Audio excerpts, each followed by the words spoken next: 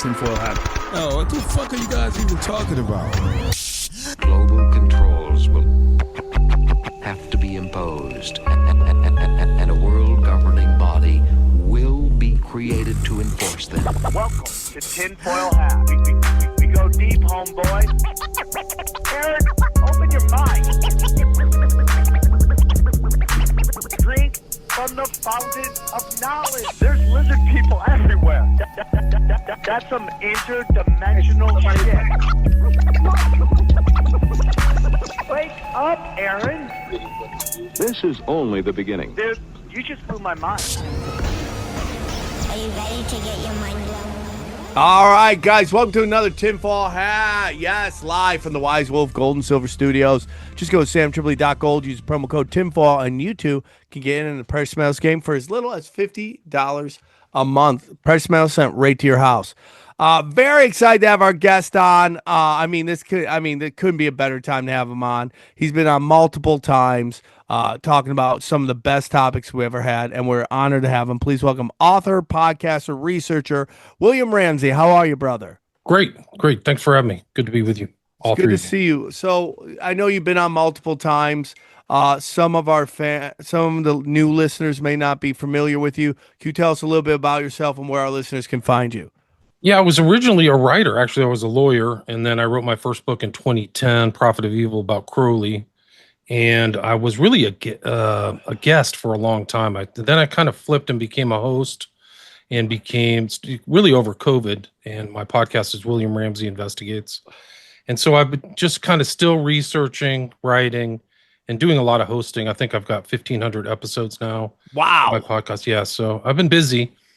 And I've really been following all these assassins. Like, it's this really weird season. Our last show was in March, I think, where we covered Hinckley and Chapman and the connection to Catcher in the Rye. And since then, I've just been tinkering through. And I went back to this amazing movie that was made in 1962 titled The Manchurian Candidate. Okay, we're going to get into that. You're totally right. We've talked about this on the show about assassin seasons back. You look at the 60s and the 70s. Maybe the early 80s too. People were getting assassinated left and right, and for some reason it calmed down. And then lately it just seems to be out of control.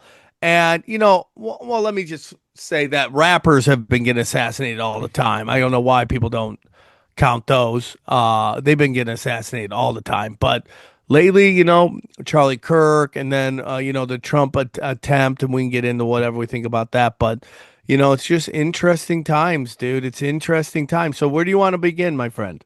Let's go over the list of the assassins. Also, if you remember, it's Nick Fuentes, too, almost got assassinated at his house. Some guy with a crossbow. Oh, yeah. His name was John R. Lyons. He killed, I think, for his friend's mom, and somebody else, and then he was killed at the very end, if you remember. He was kind of swept away, but he's forgotten. But there's been so many of the ones that I was covering recently were Robin Westman, that was the trans guy who shot up the church, to Carlos Brown, who stabbed the girl the day before Kirk, right? Yes. He said he had materials in his body, so either he's schizophrenic or maybe who knows. But it does kind of tie back to the Manchurian Candidate. I had Shane Tamura, if you remember him. He was the guy who went to the 33rd floor of a Blackstone building. Yes. Yeah, I think that was this year. Then there was Jabbar and Livelsberger. That was January. There's so many. It's hard to believe when you see them all together. Luigi Mangione, who was just in trial, very good. Then Tyler Robinson, this guy supposedly who shot him. And the same day, shot Kirk, excuse me. The same day, there was another guy named Desmond Hawley who kind of got overshadowed because the Kirk assassination was so big. That was that school shooting, right? Yes.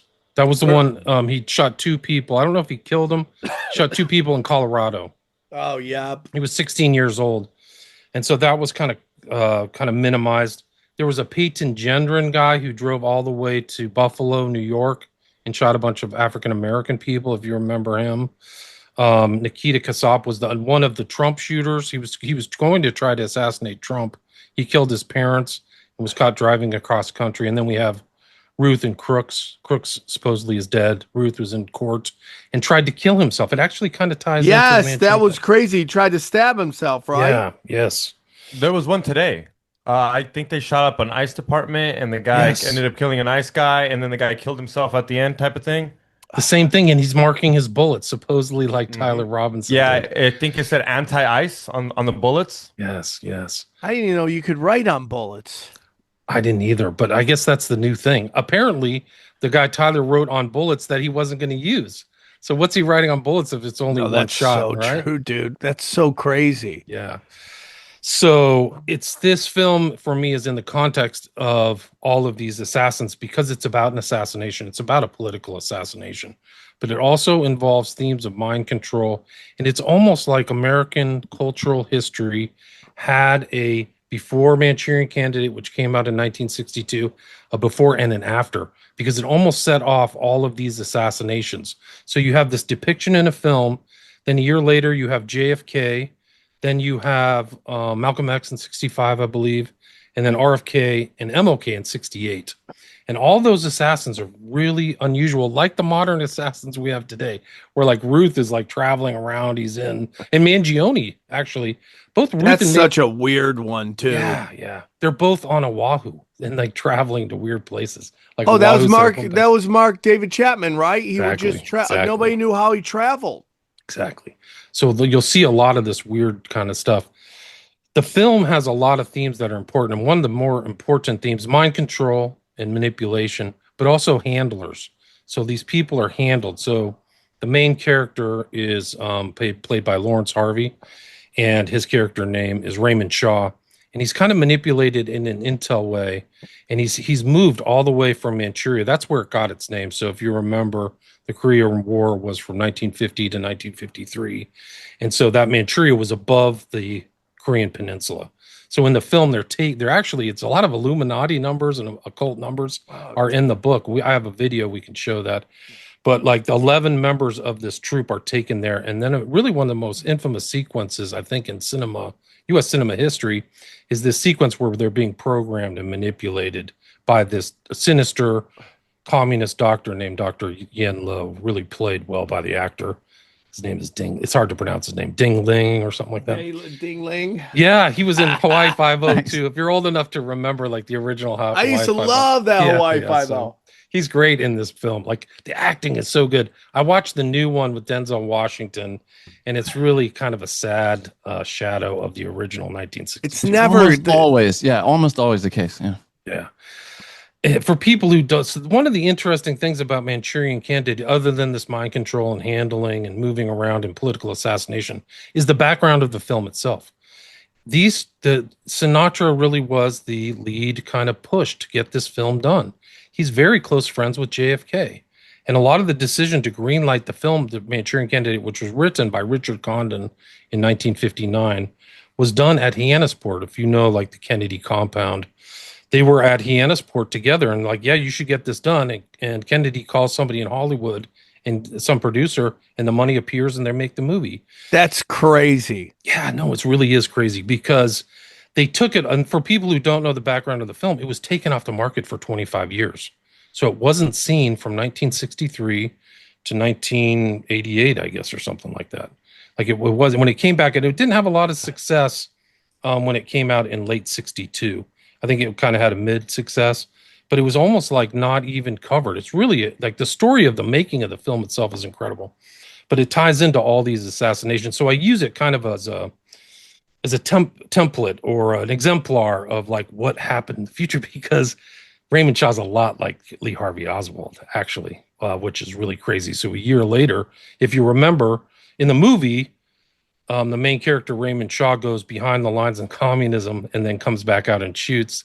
And then Oswald spends like 18 months behind so-called enemy lines in communism. And within a year, he's moved into position in Dallas, Texas for the shooting. So, and Oswald's really special. Like we can get there, but like you keep him in mind because some of the people who handled him, much like Raymond Shaw in the movies being handled, passed away recently. One of the famous one is a woman by the name of Ruth Payne, who has a very interesting thing. But this movie's coming out in the kind of like right as MK Ultra starts in 53. A lot of that behavior so crazy. Yeah. And so this guy, Condon, really knew a lot of stuff. One of the interesting things about Condon, he's kind of lost to history. If you know the films Prizzi's Honor, he also wrote those. those were books that the screenplays were based on. That was Jack Nicholson. He also ended up writing the intro to Operation Mind Control. There's two really important books about mind control that came out in, I think, the 70s or 80s. One is Operation Mind Control by Bauer, and another is The Search for the Manchurian Candidate by Marx. So Condon was really keyed in, and that's kind of what, so like, he knew all these hypnotic ideas and the mind control thing in a much more sophisticated way than the general public would know. And it's integrated into this film, Manchurian Candidate. Do you think there's intelligence involved in him making this movie? It's a really good question. I think that JFK was using these films to kind of seed ideas in the general public. And the reason I believe that is this wasn't the only film that he was interested in getting made. After this film, another film called 7 Days in May was made and released actually in the same month as Dr. Strangelove. It actually was released in January 1st of 1964. And for 7 Days in May, Kennedy was so involved in that making of that film, which is about a coup, a military coup over the United States in 7 days. Oh my God. Yeah. He was so involved in making that film that he went to Hyannisport for a weekend so they could shoot at the White House. So some of the scenes are literally at the White House. So I think Kennedy, this is after he's firing these generals and he's having trouble, and a Bay of Pigs, and firing Dulles, I think, after the Bay of Pigs, and then Operation Northwoods, if you remember that, or what's the one where they were going to bomb Cuba? Operation Northwoods. It was Northwoods, okay. So like all this stuff, he's absorbing it in the real world, and then it kind of comes out. So I think the mind behind the film, there is something there. I don't know, Condon was really sophisticated and super smart and a great writer. So I know that, but also one of the interesting things is a consultant for this film is Intel. Like, he is Intel. And that article, that 30-page article I sent you, at the first there's like a blurb, and it's about this guy named William Joseph Bryan Jr. Have you heard of him? No. Can you look that up, XG or Johnny? The email they sent us, find it. He's a consultant, but he's also friends with all of these very well-known people. He's friends with Sinatra, William Joseph Bryan. He's friends with Melvin Belli. If you remember, he would represent Jack Ruby in about a year or two after this film was done. Oh, really? Yeah. Melvin Belli, who's also involved in all kinds of stuff in San Francisco. And then F. Lee Bailey, William Joseph Bryant is friends with F. Lee Bailey. William Joseph Bryant had his office, is literally a hypnotist office on Sunset. Probably current, well, it's not there today, but if you went to his office, I think the building is still there. Yeah, so there's Walter Bauer, Joseph Bryan. It's literally about 3 blocks from the Comedy Store right there on Sunset. Oh my God. Yeah, so he's right there. And if you look into the shooting of RFK and Sirhan, William Joseph Bryan is all over that. And almost every major writer who's written about RFK has brought up William Joseph Bryan, who is the consultant on Manchurian Candidate and a CIA agent and sophisticated and a really heavy-duty mind controller. Like, he ended up getting busted, and you can actually look up his court case. It's not funny. His court case in California, because he was hypnotizing the women and engaging in inappropriate activity with them. Yeah. And he actually got busted trying to bribe one for $25,000. He's very Back then, that's a lot of money. Yeah, I think so. I think it was 25 like grand. It's like $1 $1 billion right now. He ended up dying at an early age of 50. He was a heavy drug user, like a syringe drug user. He died in Vegas. Like, he literally left Las Vegas as a corrupt kind of criminal guy who had a very interesting ascent. But he was with prostitutes, and he told the prostitutes that his project was Sirhan. So he like admitted it. He never made it to court. Yeah. Because Sirhan's around that area at that time in 67, 68. He's in and out of hospitals. That's another theme that's encapsulated within the film Manchurian Candidate, is a lot of these guys end up in strange hospital stays that are inexplicable. And so the Manchurian Candidate integrates these hospital stays. It's actually interesting because that's how MK Ultra was done. Like, Bauer got it, because what happens to Raymond Shaw after he's brought out of the Manchukuo or Manchuria is he's brought back to New York City, but then he's handled at an already existing medical facility with a different attic. And so he's brought in. So externally, people would just think it's a hospital, but it's actually kind of a mind control hub where these guys are literally handling and making sure the kind of mechanics of Raymond Shaw are still intact. And that, if you read a lot of the MK Ultra stuff, they really took already existing institutions and built them out and added wings or elevated them to do the mind control experimentation that took place in the That's 50s. Haight-Ashbury, right? I mean, that's pretty much what they did with Haight-Ashbury. No question. Ashbury, McGill, Georgetown, Colgate. There was a place in like downtown in New York City. Those are then also Emory, Stanford, like really big name places were doing this kind of research. And it was almost... I was just gonna say, this kind of reminded me of Kanye West, his handler. I don't know if you remember his handler, where they got him and he was saying that they were gonna take him for medication. It seems like it's just protocol, but no, you're getting MK Ultra. Pasternak, Harley Pasternak. Yeah, dude, that is really crazy. The same threats too, and he seemed to got that treatment. Like he almost like had a personality change after what happened to him, and that's what you see with a lot of these assassins, the modern assassins, is this behavioral modification or personality change. And he has two bodies on him, right? That trainer, doesn't he have Brittany Murphy too? Like he was Brittany Murphy's trainer, and then her husband. I mean, dude, it's dangerous out there, dude. Very devious. I mean, I think that Kanye was justifiably afraid of that guy Pasternak, and I tried to get his background. He has an interesting background, but I tried to. There's other Pasternaks in the MK Ultra thing. I couldn't tie that Pasternak to another one, but wasn't he Canadian Psychological Operations? The one not this guy Harley, but there was a guy like that. Yeah. People were trying to figure out what his background was, but he was Harley Pasternak. The other thing is there was one of his clients, quote clients unquote, underwent trans surgery. The girl to a boy. I forgot what her name is now. Yeah, because it's crazy because he's supposed to be a fitness guy. It's crazy your fitness guy is working with your mental health, which is so fucking weird. Yeah, it's bad. There's a lot of that in the whole MK Ultra kind of history. Is like very well renowned doctors, externally upstanding, but doing really devious stuff underneath the surface, like Esther Brooks and Jolly West and some of these things. Oh yeah, Jolly West is everywhere.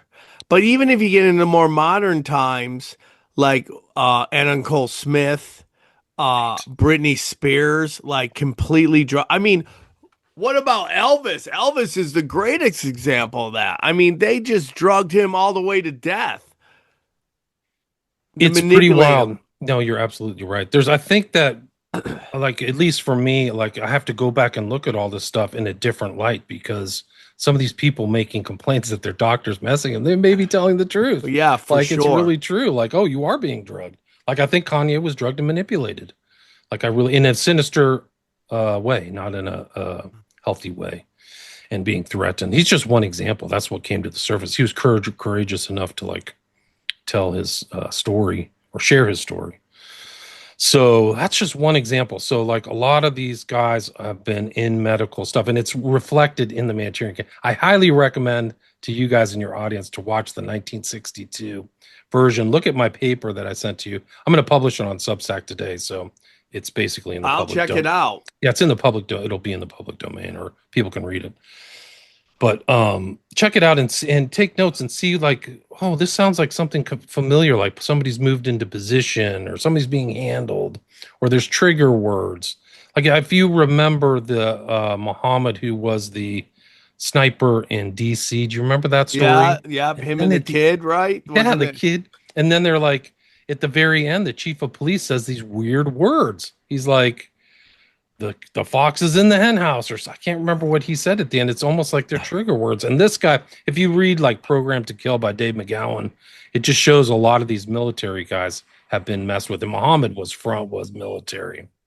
And there's a really obvious like guys who were in behavior modification or training. Heidnik, and we know of him, possibly Dahmer, definitely Whitey Bulger was an MK Ultra victim. Yeah. Like, really crazy stuff. If you go to there, I mean, if you notice the text messages from this Robinson kid, vehicle, retrieve, those are like military words. You don't use normal words like that. So it's either someone wrote that for him or he somehow MK Ultra or something, because words retrieve vehicle, you don't use that as normal. I mean, he shows conversation. no emotion. If we're to believe what they're telling us, he shows no emotions. Did you see the video of him when he was arraigned and he was being brought up on capital murder?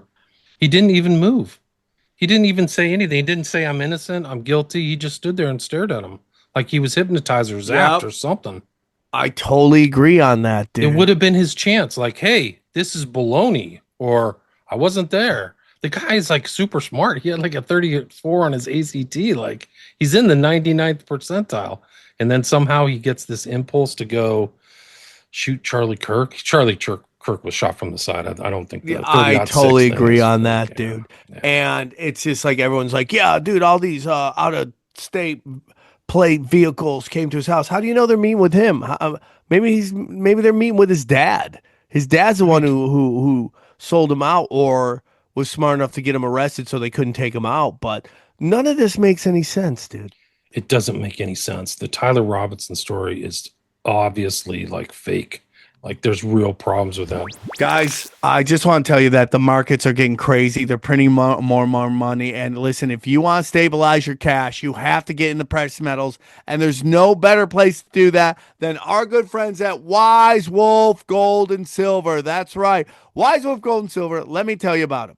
If you're paying attention, you know that de-dollarization is real. Fiat is fake, and you don't want to be left holding the bag when the dollar collapses. Gold and silver has been money through all of recorded history and are an excellent way to protect yourself from inflation and geopolitical turmoil. That's why I trust my friends at Wise Wolf Gold and Silver for all things precious metal. Veteran-owned and an A+ rating by the Better Business Bureau. No transaction is too big or too small, and you can even roll over your 401k or IRA into physical gold and silver. And if you think you can't afford precious metals, think again. With the Wolf Pack monthly membership program, you can get gold and silver delivered directly to your door for as little as $50 a month. Wise Wolf Gold and Silver also deals in and accepts Bitcoin.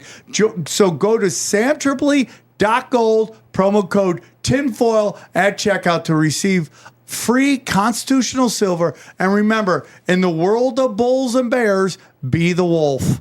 Guys, real quick, man, I want to tell you about the most American company in America, okay, of all the Americas. Every America, this is the most American company, and that is Blue Chew, okay? That's right, Blue Chew, American-made for American boners, whoever wants that hot meat. Let me tell you about our good friends at Blue Chew. That's right, guys. This isn't about just performance. This is about legacy and third, legacy, if you know what I'm talking about. Give her group chat something to talk about. You know, when you lay it down, like drop the hammer of the gods on her, they'll talk about it and how it gets up, okay? Nothing makes you more of a legend than a little bit of Blue Chew. Discover your options at bluechew.com, okay? They're an American company for American men, having American boners for American ladies, unless you're into dudes, and that's dudes too, okay? It's really that simple. It's really that simple, man, okay? And we got a special deal for our listeners. As always, get your first month of Blue Chew free using the promo code tinfoil at checkout and pay $5 for shipping. That's it. Join Blue Chew's mission to upgrade humanity one thrust at a time. Head to bluechew.com for details and safety info. And we give a big thanks to Blue Chew for sponsoring this show and making more of the swarm. Never pull out. Never again. Blue Chew. It's for humanity. Jeez. Here's this video. I don't know if you guys, let me see if I can share this. This is him being arraigned. Listen to him say nothing. Other business that we need to address today, counsel. Just for the court's information, we did file just recently, within the last few minutes, a notice of intent to seek the death penalty that was filed by Utah County Attorney Jeff Gray. So that should be in the court's file. We're going to set up the death penalty. He just stares off into space. Like, I would at least go, oh, crap, you know, I could lose my life or do something. He reminds me of the Holmes, who was the Aurora killer, who, like, for me, he definitely got tampered with. Oh yeah, I mean we've done episodes on the LIBOR scandal and just like Yes, all the yes. connections between those two shooters and that scandal, and it's just crazy how they'll do it. And again, I mean the show we recorded earlier is going out on next week, but we talked about that movie Weapons and just like the words and little things can trigger these assassins. It's really true. It's you. They have to find the right subject, but certain people are on. We're all on a scale of suggestibility. Some people you could not, but some people like Sirhan, he can bounce between different elements of his consciousness like a snap on the head. And people have said that when he did this fake shooting, the shot that killed RFK came from behind him. But when he was doing it, there was the famous girl in the polka dot dress, and she just touched his elbow, and that was his trigger. What? Yeah. And so he just went into firing stance. And that was how simple he was, because there's so many doctors who have looked at these guys, Chapman and Sirhan in particular, and they're like, these guys have been tampered with. You're so correct. It's like those people that can get hypnotized on site. There's some that can, there's some that can't. It's just that simple. And if you find the one that's like that subjectable, where you just touch the elbow and all of a sudden they're in like that stance, you just got to find the right person. You're right. We're all subjectable, but it's just got to find that right motherfucker. Right, XG. It's called like the Stanford suggestibility table. You can look it up. It just has like all these indicators. So literally, if I wanted to like zap you, I'd start asking you questions, XG, and I go down the Stanford suggestibility list and see if I could get you on that. I go, okay, this is my guy. And the same thing happens if you remember kind of like parlor trick hypnosis that they used to do. They'd invite like a whole audience up. I'd like to have 20 people come up on the stand and talk to him. And then he'd start doing his induction routine. And then he'd be like, okay, respond to this. And then 3 people wouldn't respond. He said, you could go sit down. So he's actually winnowing that kind of pool to like, okay, I've found that. That's what they do or used to do. They used to have those actually all the time. Actually, believe it or not, at the Carousel Club that Jack Ruby ran, they would do hypnotism, things like that at night, it's a tie-in to Oswald. But yeah, this is kind of real stuff. So some of these people are very susceptible and some aren't. And the trigger in the Manchurian Candidate is this Queen of Diamonds. So that's the trigger for the assassin, or trigger to access his lower kind of subconscious or subconscious that has been done within a lot of the stuff. It's really interesting in the movie because how astute Condon one was writing. By the way, they literally took whole passages from the book and put it in the movie. So whoever screen wrote didn't have to do a lot of writing, because he literally, like, their whole passages, he just cut and pasted into the film. But it shows Condon was astute because he was going into this academic studies of suggestibility and hypnosis. It's part of psychiatry. It's part of psychology. It's a subset, but these guys, really smart people. Like Jolly West was freaking brilliant, man. Yeah. The guy was a giant, like intellectual giant. I'm not saying he was a good person, but some of these other guys from Stanford and everything, they're all really researching hypnosis, and some are looking at it from a good perspective. Like, can we get into the deeper levels of subconscious and heal trauma, smoking? It's super interesting because you get into, like, and I hope this doesn't take this too far off, but if you get in the Kavanaugh hearing for the Supreme Court, the woman who accuses him is her father ran black ops for the CIA. He had to get funding for black ops, and she was part of the CIA intern program there. And from Stanford too, right? From Stanford. Yeah, I remember that. Right? And it's like she's just running interference, so nobody actually looks at what he actually stood on. Like, he was part of the page. He wrote to help write the Patriot Act. He believes the president's above law. He doesn't believe in warrants to search your house. All this crazy ass shit. He's part of Whitewater. He worked with the Clintons on Whitewater. So instead of talking about that, they get you talking about, did he get weird in high school? But it goes back to Stanford and all that stuff with the CIA.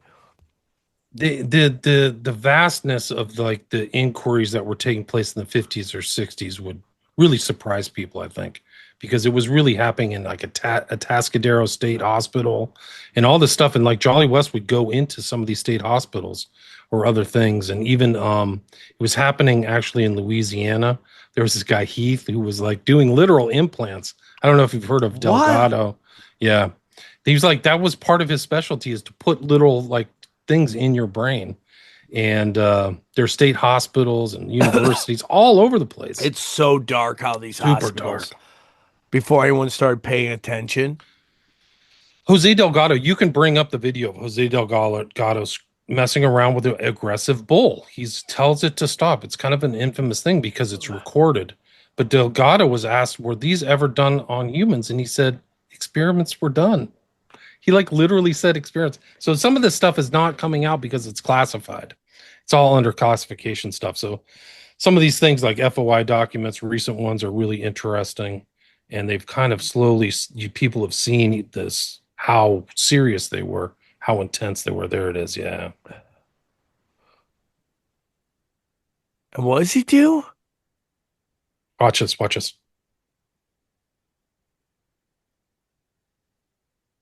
That's Jose Delgado right there. And he's putting the electrodes in his brain. Into the bull's brain. Correct. And he just stops. Oh my God. And then he lets it go again. He's manipulating his emotions. Oh my God. That's so terrifying. Yeah. Imagine doing that. That is so terrifying, dude. This is Yale. He was at like a premier elite university. You can look up his career. It's incredible. That's so terrifying, dude. That's like the first suspect. I don't know if you guys, I mean, we talked about in the other episode where he's been found at the 9/11. I think he called in the Boston Marathon. Zin, yeah. Yeah, he's always everywhere. And then you said like you press a button, he shows up and he does whatever you want him to do, like yell it was me, shoot me. It gets pretty dark. I mean, it's not that. There's a whole thing about Oswald, about how pliable and interesting, how he would just sit down and watch TV. They'd put him in front of a TV. He wouldn't move. And his brother said that something happened to his hair where it became kind of thin and very stringy. It was consistent with this electroshock therapy they were doing. And he was in hospitals in Minsk.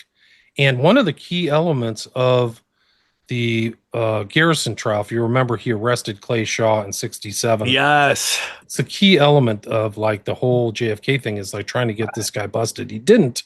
But one of the things he was trying to do is create a nexus between Oswald Ferry, David Ferry, who's a very strange guy, Shaw, and the ex-FBI agent whose name is, I can't remember it. That's fine. He was trying to put them all together. And one of the things that put them together is people saw Ferry, Shaw, and Oswald at a state hospital.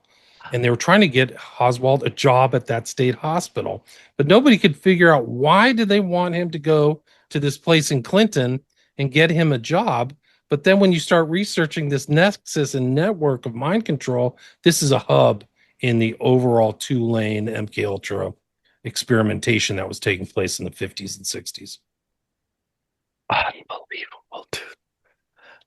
And he was, yeah. Go on, sorry. Well, Oswald, this is just how the overlap between the film and the real life. Like another of my papers is the Manchurian fiction to fact, because it's so close to each other. Raymond Shaw to Oswald. Raymond Shaw's handled by things. He's handled back to his mother, but Oswald is handled by. He's overseen. Do you know that Lee Harvey Oswald, when he was 13 at some boys' home in New York City, he had a full psychological background written about him? No, what? He had a full, like, 5-page psychological background written about him when he was, like, 13. And this guy who did it, his friends were all MK Ultra. So he's literally from a teen, like a prepubescent teen, somebody's watching him. And somebody's moving him. He's moved to Cap when he was 15, where David Ferry is. There's a famous picture of Ferry and Oswald at 15 together. Like, Ferry liked boys. That was his jam. That was his thing. He was gay, but he liked like twinks or teen boys. And so he had all these boys around him. Ferry's really interested. Garrison called Ferry one of the most important people who ever lived, because he was involved in so much stuff. The mob, gun running, Castro, and JFK. and Oswald. And that was what Garrison was trying to do, is get all these guys together, is to make those links that they denied, they all denied. So Oswald at 15 is a cap. He's taken out. He's like special because he goes to Atsugi Air Force Base, which is Atsugi is a suburb of Tokyo. So when the U.S. takes over Tokyo, they had a base there. And Atsugi is a known place where they're doing heavy duty MK Ultra LSD experimentation. The reason we know that is because when Olson, who's a famous guy who died in 1953 on an LSD experiment, he was either chucked out of a building, 10th floor building, or died. Oh, yeah. That's a famous story, right? Yeah, correct. Yeah, very famous. Netflix. Yeah, it's called Wormwood, a really good show. It's Errol Morris is in it. Hold on just a sec. I'm like on a route where the cops drive by all the time. Anyway, the Great for business. Yeah, the Errol Morris movie. It's really good documentary. There's also a really good book by Jack Albarelli about the whole Olson thing. Anyway, when Olson dies, a letter is sent directly from the head of the CIA and MK Ultra, Dulles, to Atsugi saying stop all experimentation. So that's how we know that they were doing the experimentation at Atsugi particularly. Oswald is there, I think, in 57 or 58. He goes into the hospital for like a 7-day stay for a venereal disease. Like, what the heck are you doing this for a venereal disease? He also was there with this guy, Kerry Thornley, who like knows Oswald before he did the assassination. Like, Kerry Thornley is around Oswald all the time in this really weird thing. And he ends up becoming a heavy duty occultist who then later on in life says, they put an implant in my brain. Like, it's really crazy. Like, it's hard to believe him because he's a Discordian. Like, he's like has fake names and like he's trying to create cultural, discord and things like that. But he literally is around Oswald. He actually writes a book about Oswald before November 22nd, 1963. About a guy who takes out the president, right? I think it's something about the lonesome soldier or something like that. I don't know what it is. But it's just another one of these people overseeing Oswald. Thornley, then Oswald defects. Somehow he gets money to go to Helsinki. He's supposed to go to some university in Switzerland. He goes to Minsk. We know from like certain releases that he's talking to the attaches of the CIA from Russia. So he still has intel connections there. He somehow gets back into the United States, and within a year, he is moved all the way to Dallas, Texas, or Irving, Texas, specifically, under the oversight of this woman named Ruth Paine. Ruth Paine is kind of an infamous figure. She's all over the Warren Commission. She's like has to make testimony. It ties into the current cases because Oswald was supposedly seen carrying a rifle on the day of the shooting, and in her garage was found like a rifle case. So it kind of ties Oswald directly to her. Ruth Paine has she's from a blue blood Eastern family, but one of her best friends was this woman named Bancroft, and their stories. Bancroft wrote her autobiography, and her autobiography that she talks about her friendship with Ruth Paine, you can check it out online. It's called The Autobiography of a Spy. Like, so Ruth Paine's best friend is an autobiography of a spy. She's a spy during World War II. She speaks 3 languages. Who does she work for during World War II in Switzerland? Alan Dulles. Oh my God. He's literally Alan Dulles' secretary and lover. So so she's his lover. This is her autobiography. There's all kinds of stuff about her and Alan. She calls him the Shark, like that's his personality. They're involved in trying to kill Hitler, right? So the Valkyrie thing of June 1944, they try to kill Hitler. He's the kind of like intermediary between the ones who want to kill Hitler and the West. Dulles is. So then Dulles leaves, becomes the head of the CIA, starts MK Ultra, and then Bancroft. So literally, Bancroft is friends with Paine in 63. So literally, there's 2 very small degrees of separation between Dulles and MK Ultra and Ruth Paine. That guy, dude, anytime you see a street named after somebody in Washington, D.C., just know they're a war criminal. Every time. Every time. I mean, but the craziest part of that whole thing is how they were and I've said this before, like, we know about the GATE program and all that stuff, right? They're collecting data on you right out the gate, dude. Right out the gate. It's bad. Like there's digital data for all of us, and there's files now. It's Yeah, it's so bad. easy, dude. I heard that Palantir, even recently with this whole Charlie Kirk memorial, they had all the data on everybody's cell phone who was there. So they don't have to ask for attendance because all that data from the cell phone pinging, they're just like, okay, Joe's there, Bob's there, we know who's there. They probably know exactly all the people who were at that school in Utah on September 10th, which is really scary. Well, that was the whole thing about Kamala Harris, and like they were doing data on everyone going there, and they noticed that it's the same people at every single arena. It was just a moving fucking carnival. But it's like, again, they just know your data, dude, and they're doing it very early, very, very, very, very early.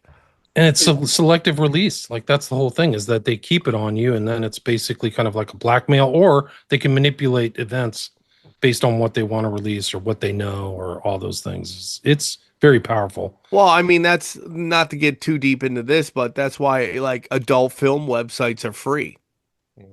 They make it free. Then they see what you're looking at. They're doing like, let's say you're on these videos and you're watching like stepdaughter stuff, right? And then they see that you're into you have political aspirations, and then we get into what they were talking about with Lee Harvey Oswald, just people pushing you. Boop. Yep, boop. Right into place. Boop. Payne was the one who got Oswald the job at the book depository. She was an essential member of like that whole team and squad. It's so crazy, dude. It's super crazy. And a lot of it's left out. This whole MK Ultra aspect is left out of the JFK kind of analysis. Lee Harvey Oswald was special. Ferry was really smart. He was like working on cancer research, but he was also into black magic, and he was also into hypnotic programming.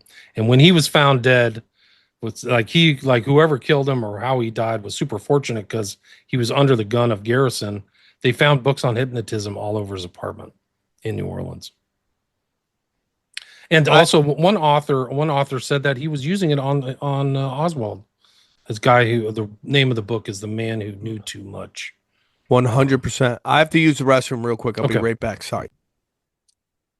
But yeah, the movie's really good, guys. I highly recommend The Manchurian Candidate, the original. And it has like little things like triggers over the phone. You could actually do that.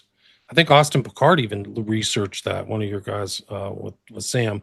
But it was like they found out in Artichoke that they could induce kind of a hypnotic thing by just getting in the phone if you got the right guy.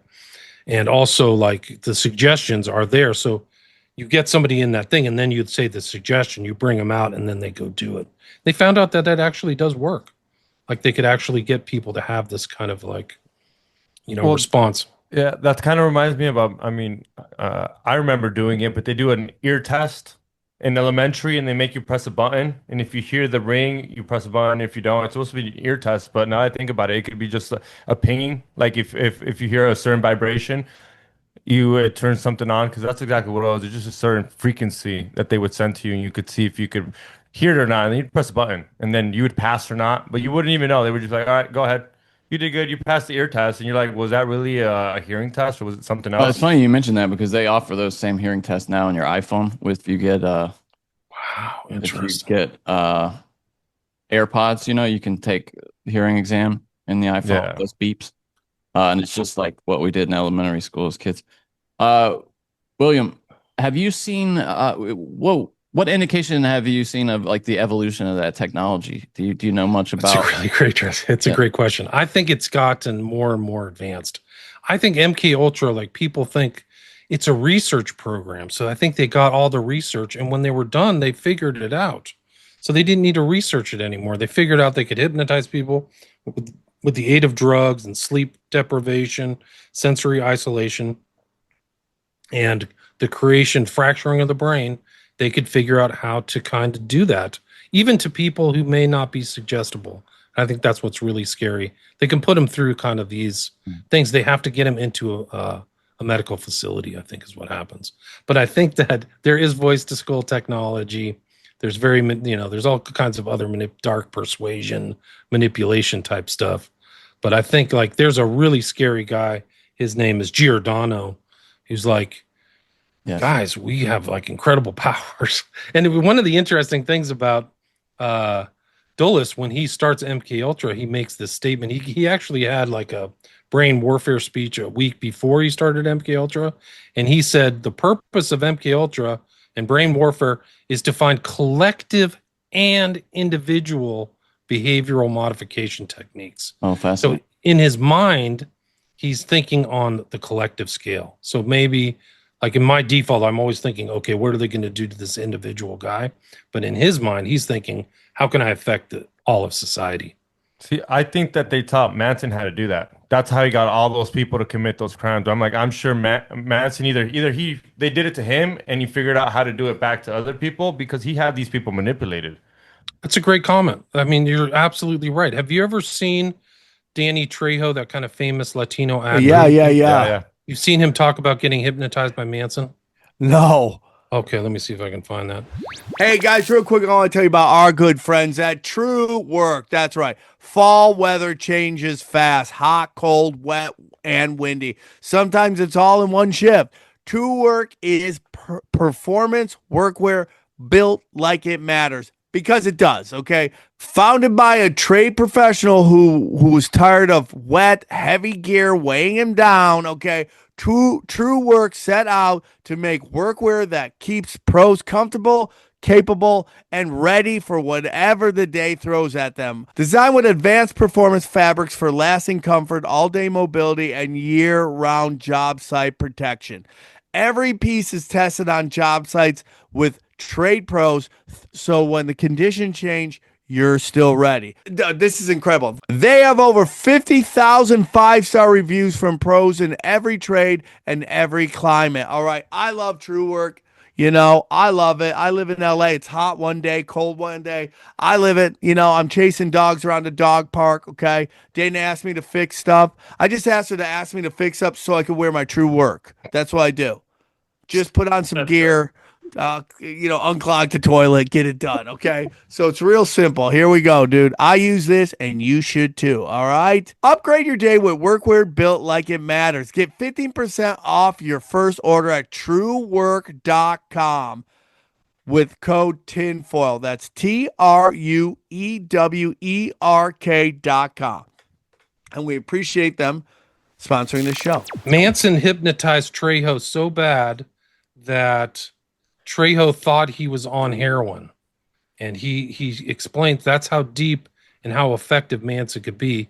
I mentioned this guy William Joseph Bryan earlier, the person who was I think Krenwickel was the one of the Manson family who turned and became a witness for the prosecution. Do you remember her? Or Kasabian, excuse me. Her name was Kasabian. Guess who her psychologist was? Who? William Joseph Bryan. Wow. Yeah, so he's everywhere. Like it's almost like he's like Louis Jolyon. They're just hired guns. Yeah, no, get this. This is really interesting thing about Dulles is that they had one of the big events in World War II was that oh, that's not it. Let me get that. It's one of my cluttered desktop. One of the things about World War II is they had they were trying to one of the things Hess left in 1941 to kind of like create a detente, and Dulles got this guy Ewan Cameron to go interview Hess, and Ewan Cameron was the guy who went on to do the sleep room and all these MK Ultra things at McGill University. And it's really incredible because these are tied together. Like Dulles knows Ewan Cameron, like he knows some of these things. And I think that's the pattern all the way post-World War is during these events, the intel people sent the doctors, sent the psychologists. That's why they're always all over these things, is there's some psychologist or some handler always around. It's like crazy. Jolly West didn't he do Timothy McVeigh as well? He had one of his associates was there. There's no question about it. He was right there. So let me see if can you guys hear the So you sound on met this? Charles Manson in Yes. prison, didn't you? What was that In story? jail. Can you tell us In the that? county jail. In the county jail. But let me tell you, Charlie wasn't the guy that you saw on the TV specials. All right. He was he was like 5'4", 5'5", little scrawny. He was poor, kind of like a bum, really. He had a string for a belt. He tied his pants with a string because he couldn't afford a belt. And everybody else, we dressed, cool, ironed our pants, and so some of the prisoners were going to take advantage of him because they take advantage of anybody that's small. And we found out that he could hypnotize you, so we let him sleep in front of our cell to make sure that nobody would hurt him, and he got us loaded on weed, and 3 other guys in the cell. Everybody else had like 6 guys in their cell. We only had 3 because we were special. I had 2 killers with me,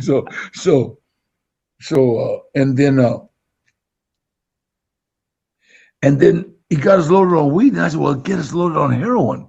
So the 3 of us tried to get loaded. He got 2 of us loaded on heroin.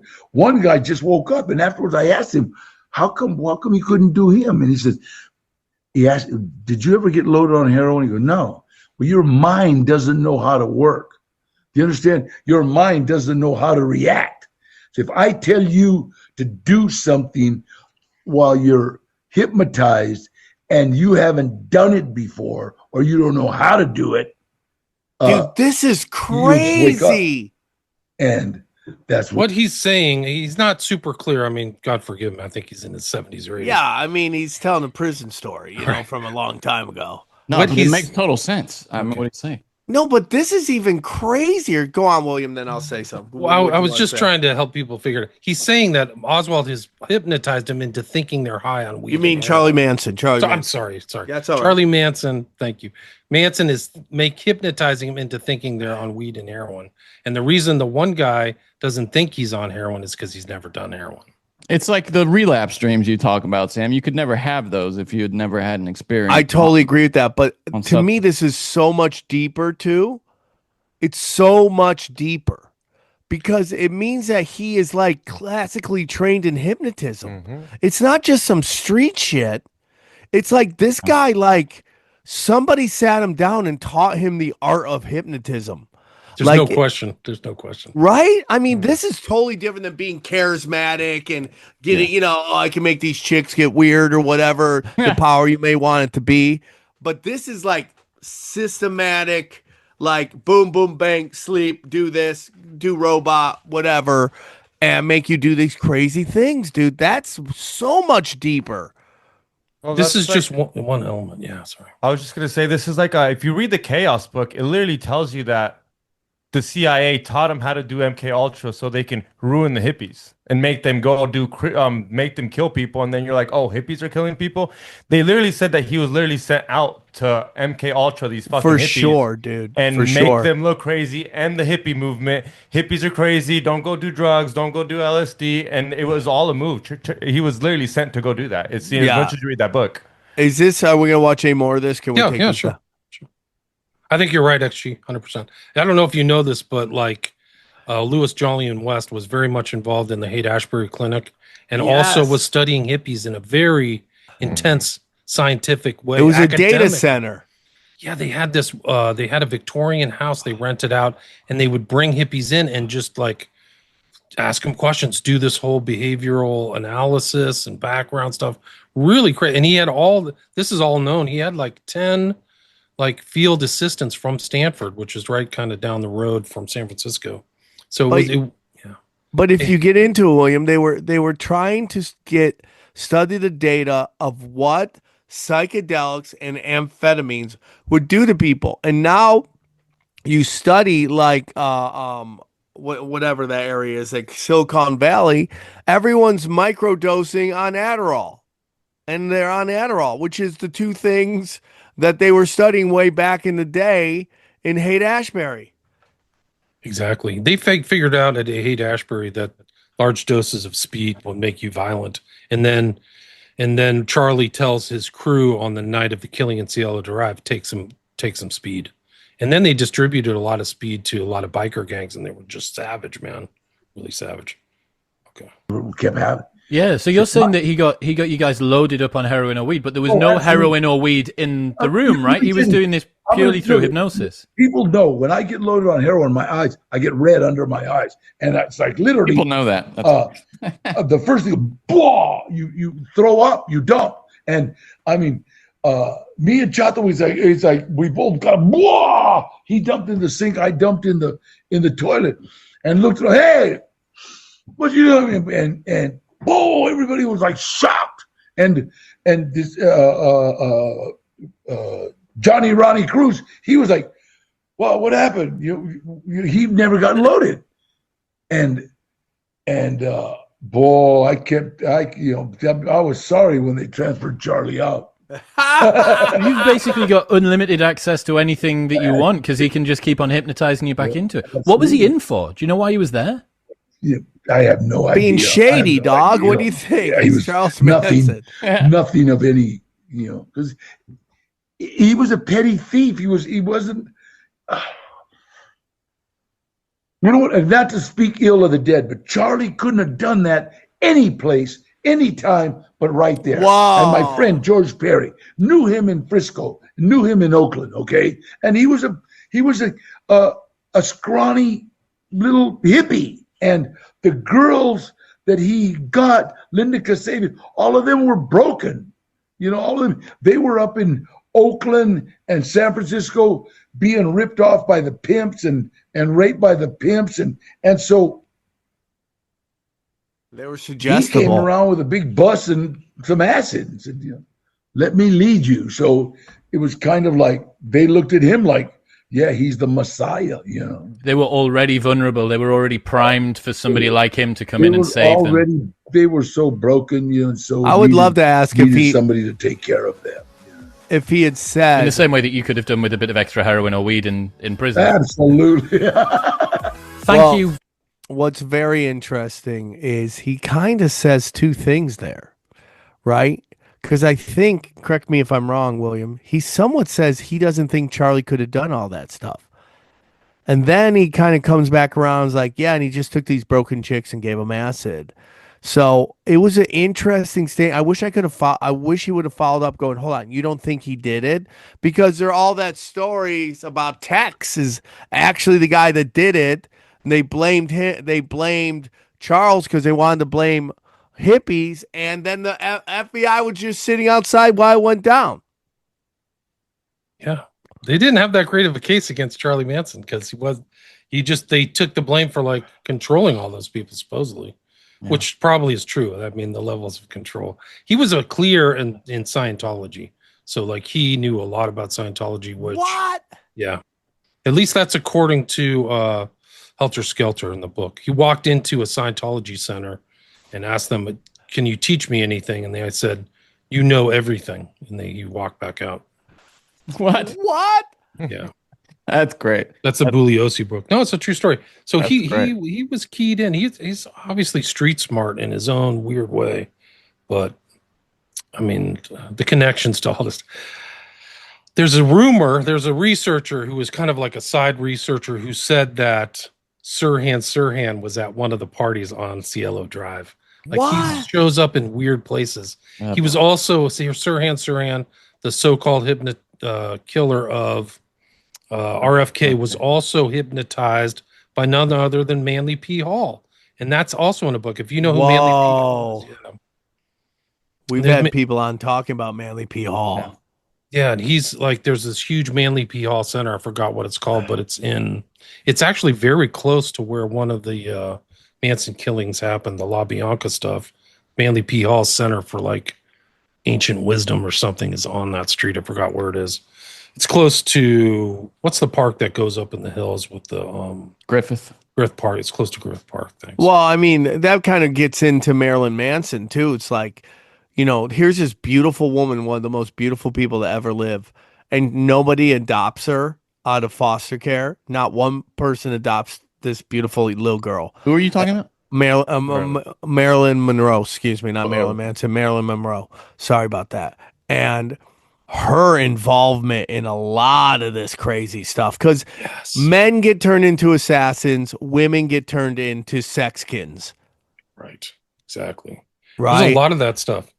Yeah, it's called the Philosophical Research Society. It's on Los Feliz. That's where Manly P. Hall kind of was.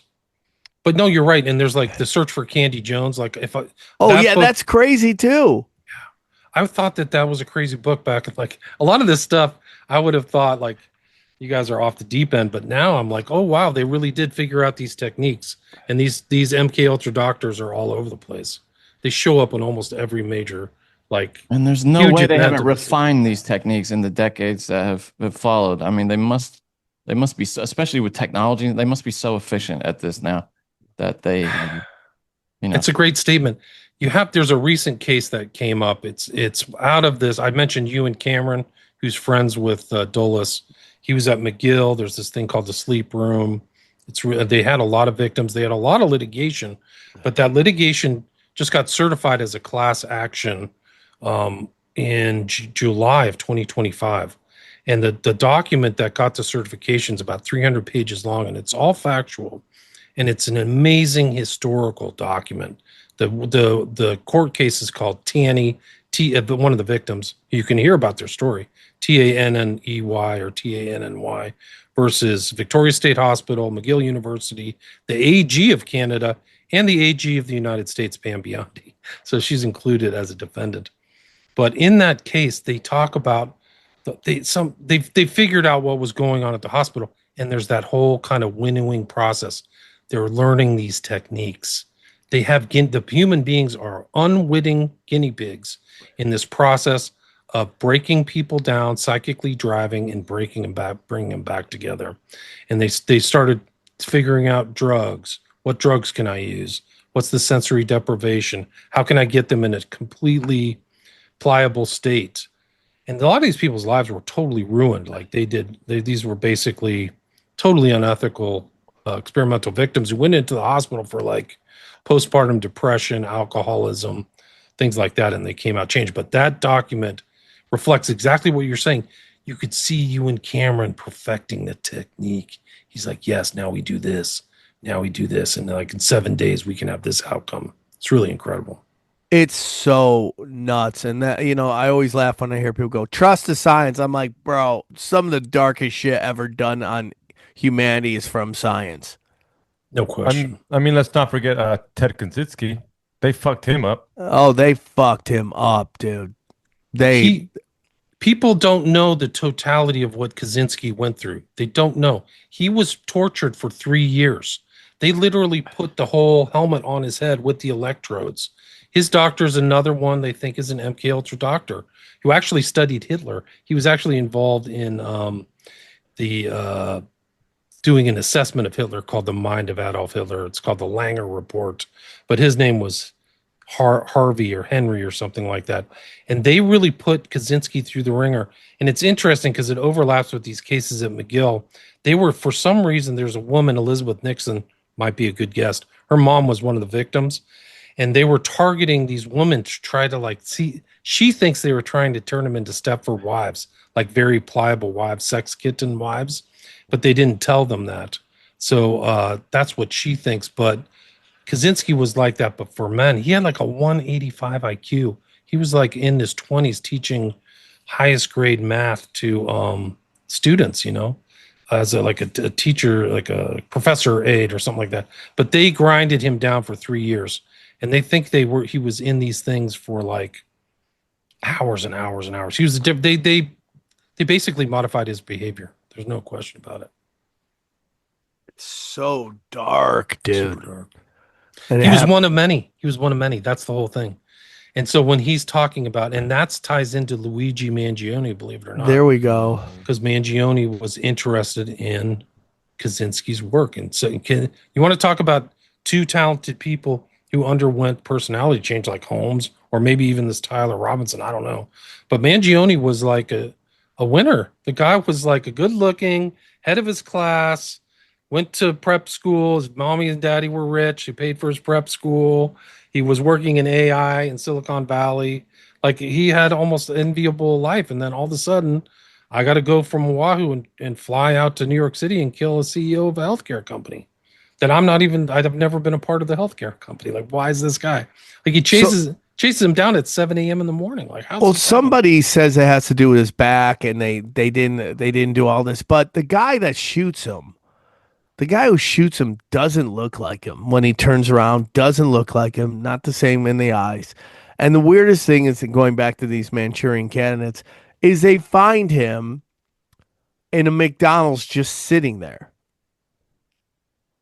Just like Tyler Robinson, right? He's pictured at a Dairy Queen or something. Dude, how crazy is this, dude? The Dairy Queen. There's a picture of the Man of Steel, the Superman.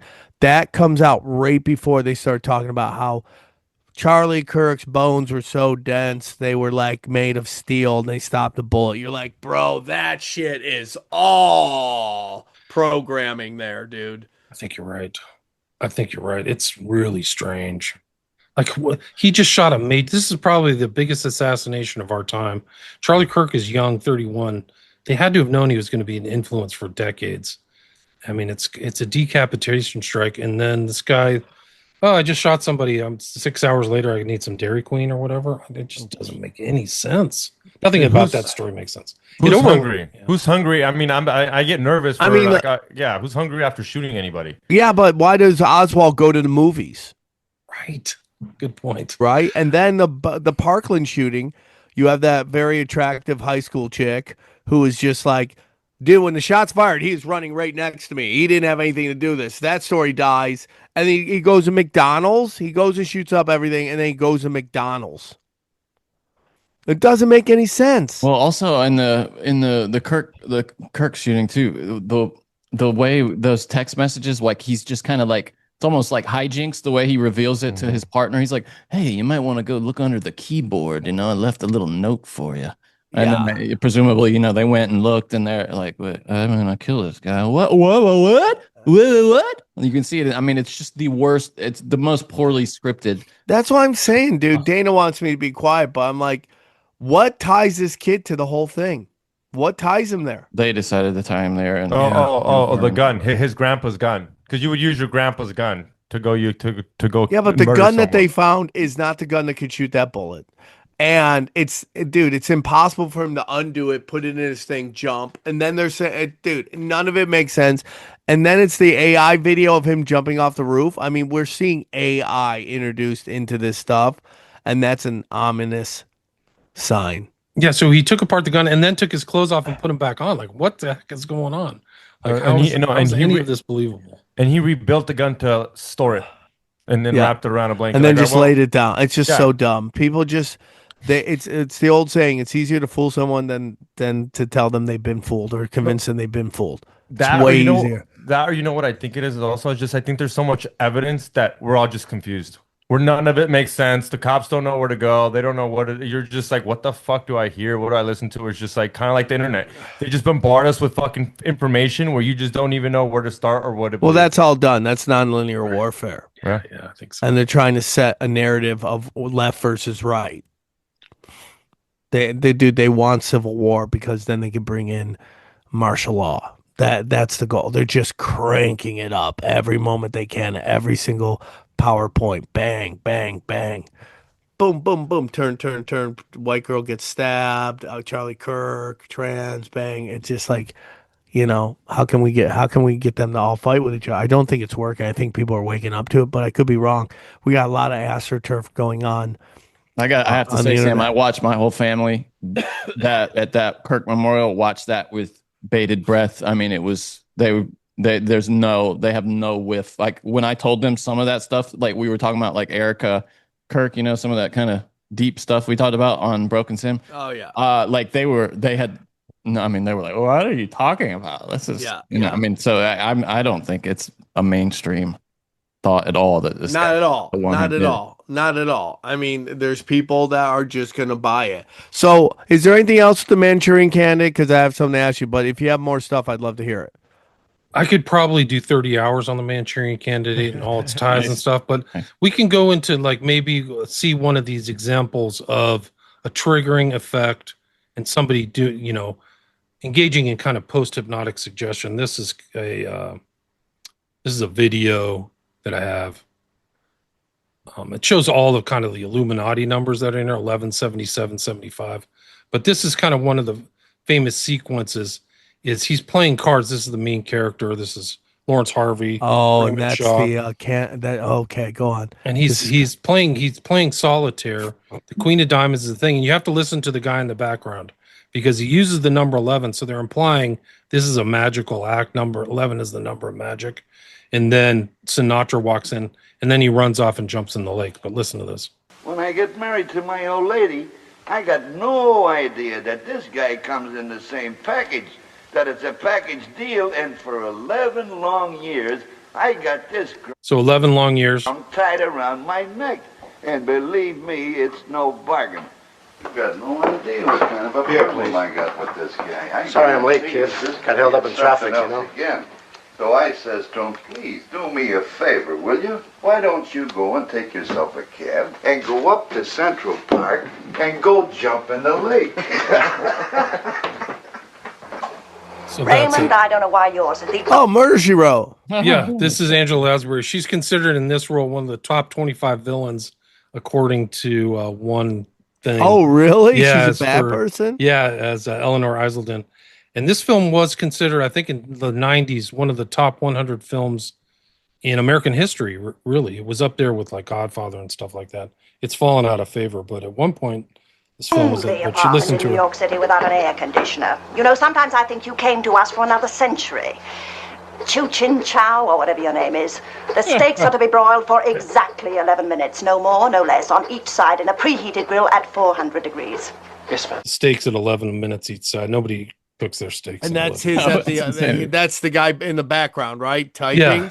Yeah, that's. Oh my God! It's a great movie. You gotta watch it. It's so much in there, and there's also triggers in there. They explain how this doctor Yen Lo says you can trigger people to have suicide things at the very end. You can trigger them, and it's a foreshadowing of what happens at the very end of Manchurian Candidate, where Lawrence Harvey kills himself. And a lot of these shooters, strangely, kill themselves at the end. So you never know what their motivation is or what the story is.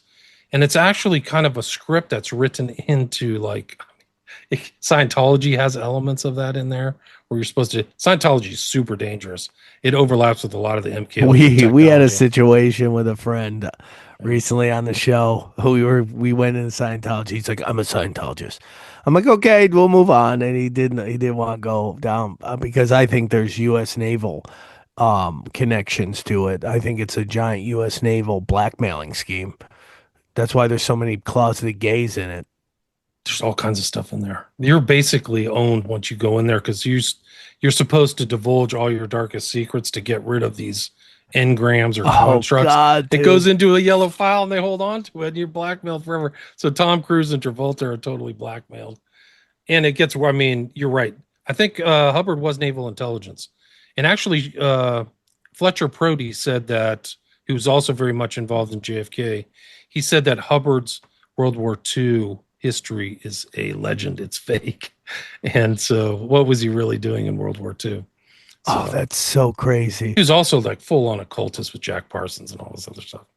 That's so crazy. But it takes that evil mind to do this mind control. And if you look at a lot of the occultists, even going up, you mentioned Marilyn Manson, like Marilyn Manson was friends with LaVey, and like he's talking about LaVey, and in LaVey's bookshelf, he has books on occultism and mind control. So these guys are all looking into hypnotism and mental manipulation, just like the other guy who's associated with LaVey, like Kino, who's literally a PSYOPs freaking information warfare officer. Like he knows that it's from PSYOP to mind war. So a lot of this stuff is very important. And actually, one of the interesting things about Condon, who wrote Manchurian Candidate, he wrote the intro to Operation Mind Control, and he likened people who didn't understand the mechanics of mind control as almost like circus clowns who had their arms and legs broken.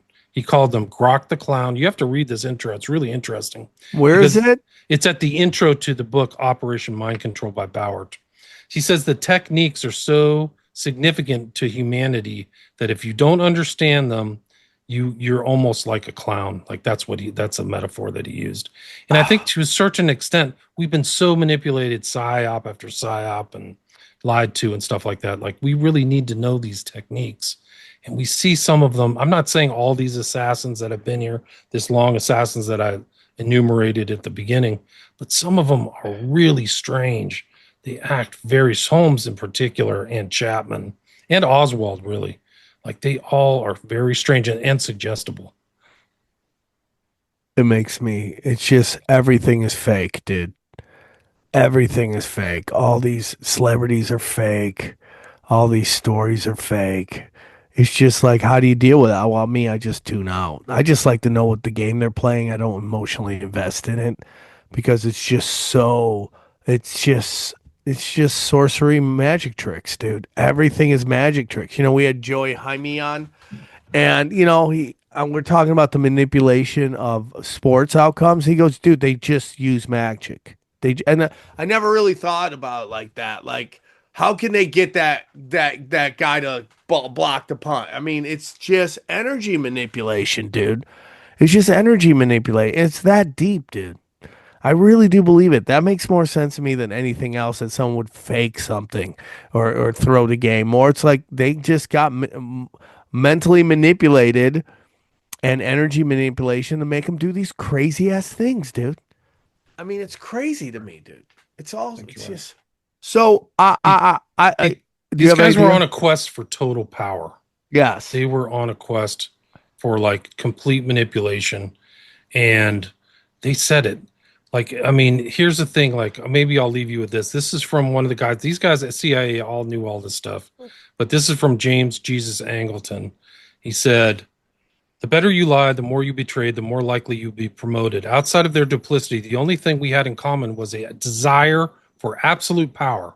I did things that, looking back on my life, I regret, but I was part of it and loved being in it." Dulles, Helms, Weisner. Dulles was the head of MK Ultra. These men were the grand masters. That's an occult, Masonic term. If you were in a room with them, you were in a room full of people that you had to believe would deservedly end up in hell. I guess I will see them there soon.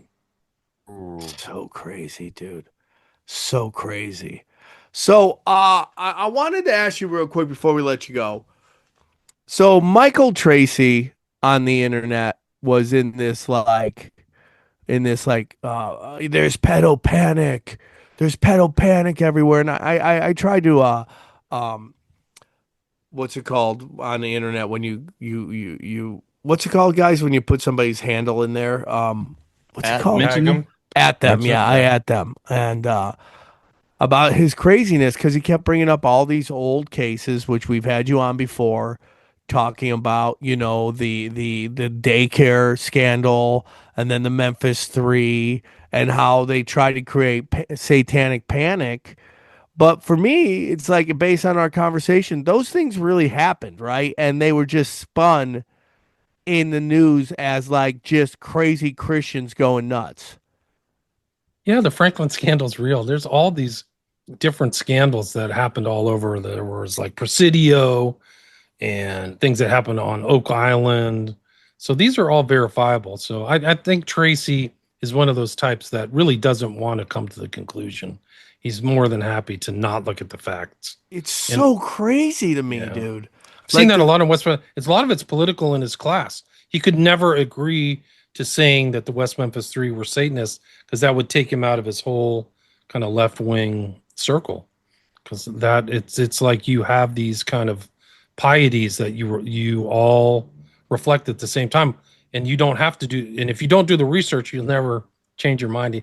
It would be too much at stake for him to actually look at the truth. But there were tunnels, right? They were trying to act like there was actually tunnels under the school, right? There was a guy who did it. His name was like Steiner or something like that, who wrote the thing. You can look it up online. He said there was a tunnel between the daycare and then an apartment building next door. So there's a lot of that was all covered up. A lot of that stuff was ridiculed, but do you think they do that because they know that down the line the pedophilia issue will become huge, and or the satanic shit will become huge, so that they can go, oh, this is satanic panic again. You remember they kind of did that with Marxism and communism, the Red Scare and McCarthyism, and then look at sure shit, we have Marxists everywhere, and they were totally right. But it's like sets up this thing where it's like, oh, dude, it's just McCarthyism all over again. You're like, well, I think that guy was right, and then you get in the people behind him, Cone, Roy Cohn. Roy Cohn, Roy Cohn, who pushed him to do all that stuff and kind of set him up to look like a retard. Yeah, by the way, the main evil character there that's played by Angela Lansbury, she's based on Roy Cohn. What? Yeah. That's what Condon says in the intro to the book, Manchurian Candidate. So it's pretty interesting. Really, dude? Yes. Yeah. I didn't get to that part yet, but that's like the connection. Okay, do you got anything on that? I know you might have to go, but can you tell us a little bit about it? Well, Cohen was just an operator. He was homosexual. He was in these parties. He was blackmailing people. One of his close friends was Greg Spence. He was a homosexual blackmailer, ended up dead in a hotel tied to kind of the Franklin scandal. But yeah, he's bad news. Roy Cohn is really bad news. And and he's tied to Permindex. I don't know if you know you've had a guy on Permindex, I think. Yeah, tell us about it again.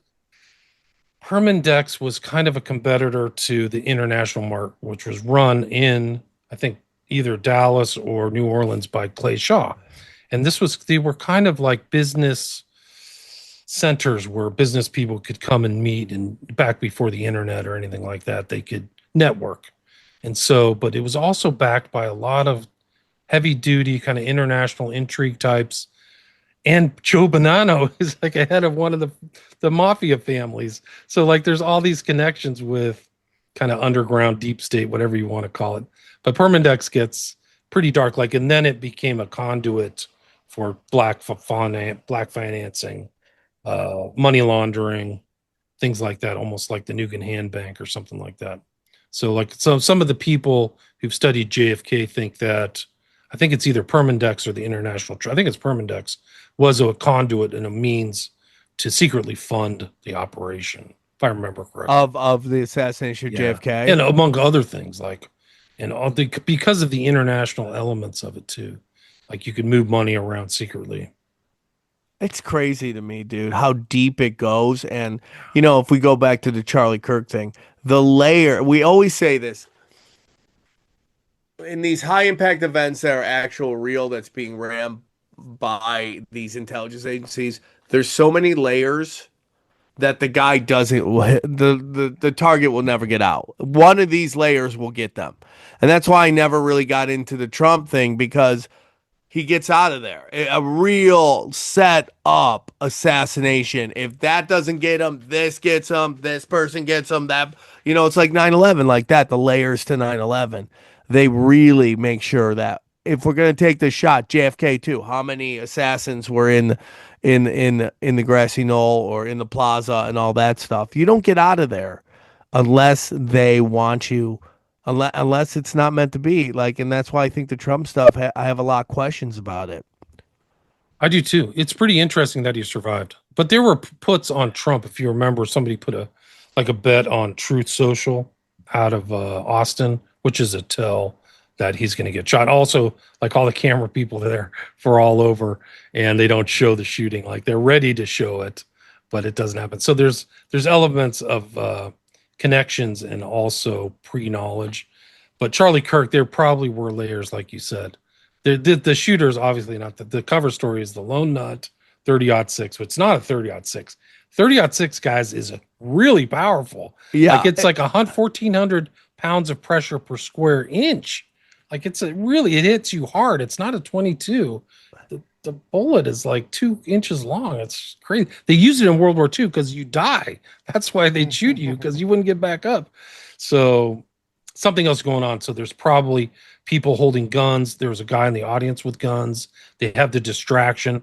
I don't know if you know this, but in the JFK assassination, they had a epileptic about 45 minutes before the shooting to distract Oh my take God. place. Have you ever seen that? Let me see if I can bring that up. No, what? It's in the JFK movie, actually. It's actually pretty good. Let me bring that up.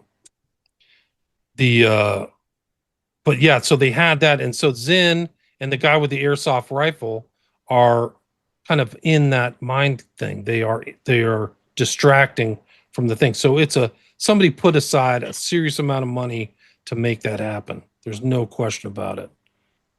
So what really happened that day? Let's just for a moment speculate, shall we? We have the epileptic seizure around 12:15 p.m., distracting the police, making it easier for the shooters to move into their places. The epileptic later vanished, never checking into the hospital. The A-team gets on the 6th floor of the depository. Now, they were refurbishing the floors in the depository that week, which allowed unknown workmen in and out of the building. 9/11, same thing. They moved quickly into position, just minutes before the shooting.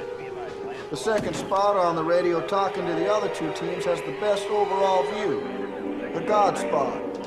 B team, one rifleman and one spotter with the headset and access. Had to have diversity. Moves into the low floor of the Daltex building. The third team, the C team, moves in behind the picket fence above the grassy knoll where the shooter and the spotter are first seen by the late Lee Bowers in the watchtower of the rail yard. They have the best position of all. Kennedy is close and on a flat, low trajectory. Part of this team is a coordinator who's flashed security credentials at several people chasing them out of the parking lot area. Probably 2 to 3 more men are down in the crowd. Yeah, signaling. Man. There's 10 the signals. 12 men. Three Like teams, weird hand three gestures or shooters. be it at the Kirk shooting. Triangulation of fire, Clay Shaw and David Barry discussed 2 months before. They've walked the plaza. They know every inch. They've calibrated Umbrella their woman. sights. They practice on moving targets. They're ready. Kennedy's motorcade makes a turn from Maine onto Houston. It's gonna be a turkey shoot. They don't shoot So coming up crazy, Houston, which is the dude. easiest shot for a single shooter in the Yeah, see, that's the easiest shot. So he's coming right at Oswald, supposedly. depository. They wait. They wait till he gets to the killing zone between 3 rifles. Kennedy makes a final turn from Houston on to Elm, slowing down to some 11 miles an hour. The Strange shooters numerology there, 11 miles an hour. Yeah. Dealey Plaza tighten, taking their aim. Waiting for the radio to say, green, green, or aboard, aboard. And this is like Kirk is like Kennedy. Where's the bullet coming from? Like it's not. They don't want you to know, they don't want dude. to know, yeah. That's how, you know what that is an answer to? 800 cameras. If you have 800 cameras, you got to have 1 million guys look like they're guilty, so nobody knows if it's coming or going. It's crazy to me. That's a crazy ass video, dude. That's a crazy ass video, dude. It's just Crazy days, man. Crazy days. These assassins, there's a lot of them. Like it's incredible. Even just the last year, like you do these searches, there's all like lone nut killers and strange things happening. Like this is. People have called it what? Strategy of tension, gladio. I call it collective psychic driving in the terminology collective psychic driving. I like that. Of Dulles himself. So that's Dulles' language. Collective psychic driving. I'm with you, dude. It's very weird. And you know what's the weirdest part is how, there's 3 things you won't see on television. You might see it in movies, one of them, but you don't see violence against women. We don't see SA against women.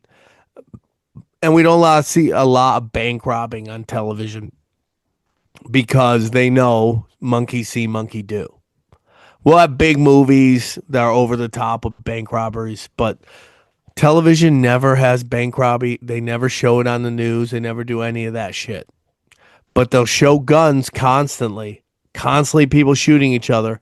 Constantly, just programming people. That's why it's called programming. They're constantly programming you to fucking go to gun violence and all that shit. It's really fucking nuts, dude. William, I stopped watching TV. I don't I'm watch with TV you. anymore. I stopped too. I mean, everyone's worried about Jimmy Kimmel. The 4 days he was off air, people's minds melted. Fucking Mark Maron's calling for revolution. It's like, what are you doing, dude? We got mobilized. I'm like, dude, it's a weekend. You'll be fine.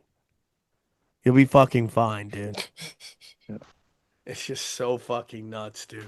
Really All right, crazy. William, one more time. Tell them where they can find you. William Ramsey Investigates podcast. My website's the same thing. I've got 5 books there. If you want signed copies, you can also get them on Amazon.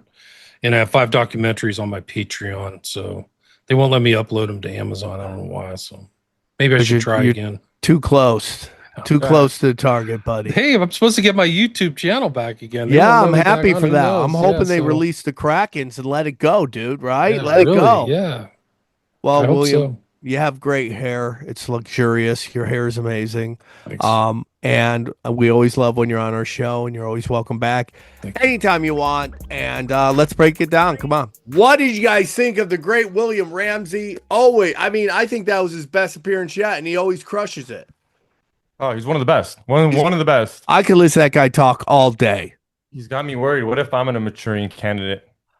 Yeah. Are you really worried You have about to be that? able to say it. You have to be able to say it before you can be it. I wonder if they would. It would be Johnny. It would be Johnny. Honestly, if it was one of the 3 of us, it'd be Johnny. What if I just said Dos Locos and you just start going nuts? Dos Locos. Dos Locos. It's pretty crazy, Johnny. What is happening right now? We think XG is a Manchurian candidate. I could be. You don't never know. I mean, all those weekend, drug use. Well, let's they check could've it been- up. You're lost. Yep. You're retarded. Yep. Okay. You live a risky lifestyle. Yep. The question is, you go to these raves where they're go to these brainwashing raves? you with lights Yeah. and sound. Oh, yeah. there's furries there too. Oh, I'm so fucked. Yeah, dude. Watch yourself, buddy. Watch yourself, please, dude. I thought it was a great show. I mean, dude, I gotta watch that movie because that movie sounds nuts. Yeah, I watched it a long time ago, but I don't remember much about it. It's a good film, though, by all accounts. I just want to watch this. So, I mean, it's just this is the most interesting shit. Mind manipulation, and how crazy was it? What they said about Charles Manson? He almost said he didn't think he did it. Shit, yeah. Sam, yes. You think he could have done that to you? You think he could have? I've been Maybe to you think you hypnotists. were They don't tweaking? hypnotize. No, You maybe don't when think when I was tweaking. No, definitely not. But I don't think I mean, it's possible. But I've gone to those hypnotist shows. I never go to sleep. What would you think it is? Do you think it's you're not letting them? You think your brain's just on a You know whole why? different level? You know why? Actually, because I stand on business. That's why. Oh fuck yeah! I think you have to be a dumb fuck to get hypnotized. You have to be very simple. Yeah. And I don't. And that's nothing against anyone who's been hypnotized, but you have to be suggestible, right? Like, like when Trump gets shot and all those people show up with a Band-Aid on their ear. That's hypnotism. Yeah, you're so right. Those are the people that, yeah. Right? When the chick who fucking she starts taking like Tylenol when she's pregnant just to prove that's hypnotism. You're hypnotized. So like right now, a person wearing a mask in their own car, they're easily Yeah, they're MK Ultra. hypnotized. Yes. They're easily manipulated. You know, like when the government tells you that there's a monkeypox outbreak and all these gay dudes run to get the vaccine, that's hypnotism. Add it to their Twitter profiles. Yeah, I got my monkeypox vax. Who wants some? Right? It's Yeah, just if you have your pronouns in your Twitter profile. if you got your pronouns in your Twitter bio, you might be programmable. Guys, go to samtripoli.com. We'll break it down a little more. samtripoli.com. Yes, we're going to be my next big. I want to thank everybody who came out to Ventura Crush Fest. Even though I was sick, I crushed it. Tinfoil hat. We're going to be in Tulsa, Oklahoma, Oklahoma City, Austin, New Orleans. Here we go. Then I'm going to be Vegas for the big show in Vegas, then Minneapolis, and then Morris Plains, New Jersey for New Year's. And yeah, so go check out samtripoli.com. So many new dates going. So much. Dude, I'm just putting up fire on my premium content. You will never get better premium content than what you get here. You get 3 episodes. Hopefully, I'll do another one with Kurt Metzger. We'll see if he's still down. But putting up 3 episodes whenever I can. Definitely for sure. And then, Johnny, tell them about Cash Daddies.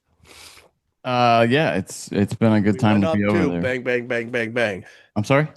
We got more members. Last time nice. Right on. It seems to have really helped, not just giving all the pics away for free. It's really surprising what that can do. Yeah, look at that thumbnail. Look at that thumbnail. Look at that. Your thumbnail's fire, dude. Got Your you thumbnail. doing- Is that me redoing the amazing Test Bro read? The amazing Test I Bros could not read. stop laughing, dude. We did. If you didn't listen to the last Cash Daddies, you missed the most professional ad read we've ever done.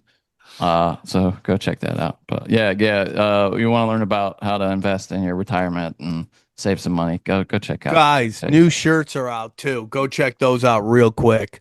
My shirts are fire. There we go, dude. I'm very excited. The brand new. Should I? Dana will lose her mind. There we go. A modern day prophet. There we go, dude. That's it. I don't know how you don't get Dana to wear one of these. She won't wear anything with she hates when my face is on a picture. She hates it. Join the Wood Army, dude. You know you're in. You know you would for America. Save the population. Would. And dude, if there's ever been a shirt that is more appropriate for what's going on right now, it is PSYOP season takes no days off. It's the greatest shirt ever. I don't know why everyone should buy thousands of them. All right, and then I just want you guys go up real quick. I just want to go up to real quick. Go up to Chaos Twins. That's really important for me. It's getting painted. It's getting colored. Excuse me, getting painted. And yeah, man, I'm very excited. Danny makes an appearance. She comes in as a thick ass devil. No, she's a thick ass genie. Oh. No, but it's based on those devil cheerleaders. Oh, yes. Right, with the fat asses. Live Longer formula is where it's at, guys. Christian Yardanov is the man. Check it out. He's gonna help you get in shape. I need to start doing that now. I need when I'm not sick. And it's like we thank him for sponsoring the show. He's really great. Go back. And then, of course, buy gold and silver like a young Christian warrior. Get in it to win it. Buy gold and silver. We're very thankful. I'm gonna buy a big chunk. They're printing all this money. Your money's getting worth less and less. Your gold is going up more and more. Buy one coin. Buy some silver. Buy whatever you can. Get in on it, guys. Anything else? Hit that like button, subscribe, and go to Extreme Marks the Spot. I got my new YouTube channel. Go check it out. Extreme Marks the Spot. Johnny, check out Broken Sam. There's one all the time dropping, just every other day. There's a new Broken Sam. Go check it out. I'm just going to tell you something, dude. It is so elaborate how manipulative the elites are of us on almost every single level. And you just think about these poor people that were just born into wrong place, had nobody to take care of them, and they just get thrown into the meat grinder. It makes me so fucking sad. Yeah. It makes me so fucking sad. Never have a chance, too. I mean, just no chance. Yeah. I'm so sad. And I'm just over. I mean, it breaks my heart. I want to ask you, because I don't know if you're going to talk about it in the episode. What did you think about the whole Jimmy Kimmel alligator tears? Well, I mean, like, I'm going to be honest with you. What he said wasn't that crazy to me. I mean, calling him mega was just stupid. But the video he showed of Trump was hilarious. And it's just, dude, it was a giant psyop. He was gone for 4 fucking days. Did he cry when he came back? No. Oh, yeah. Well, No, he did. He did a little bit. cried. He did like, whoa. He cried why when he said he wasn't trying to like diminish or something, someone's death or something like that, and he just kind of teared up. And Like in an apologetic way. I'm sure. Yeah, I bet they told. But he didn't come out and say, I'm sorry. Yeah, he did said he not say danced that. around it. And you know what, dude? I mean, it's stupid. And Jimmy Kimmel celebrated when Tucker Carlson got fired. Jimmy Kimmel said you shouldn't be able to go to the hospital if you didn't get the vax. He's a fucking corporate dick sucker, dude. So I'd like, dude, if you don't like cancel culture, you got to defend the people you don't like. Don't just stand up for the people you like. Stand up for the people you don't like. That's the key. And it's just like, this was a giant psyop, dude. Just to get us to fight with each other. 4 days he was gone.